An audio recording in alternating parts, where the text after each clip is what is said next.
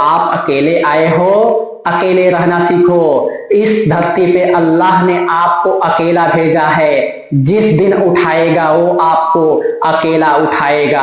बेशक वहां पे सिर्फ अमाल की आपकी हिसाब किताब होगी। दोस्तों, आप यहाँ पे घर द्वार छोड़कर यहाँ आते हो इतने पैसे कमाने के लिए। जब तक कमाओगे तब तक आपके घर वाले आपसे खुश रहेंगे। बेशक जिस दिन आप मजबूर हो जाओगे, लाचार हो जाओगे, सब के सब आपको छोड़ देंगे। मगर ये ऐसा एक धरती पे अमाल है, जब तक आप अपना अमाल मजबूत करके रहोगे, बेशक अल्लाह गफूर रहीम है, वो आपका साथ कभी भी देगा। मरते दम तक आपका साथ में रहेगा। यहाँ के जो दौलत कमाते हो, यहाँ पे जितने भी दौलत कमाते हो, ये सिर्फ जब तक कमाते हो तब तक आपका अपना साथ देने वाला है। जब आप अपना दौलत कमाना बंद कर दोगे, बेशक ये सब आपके साथ देना बंद कर देंगे।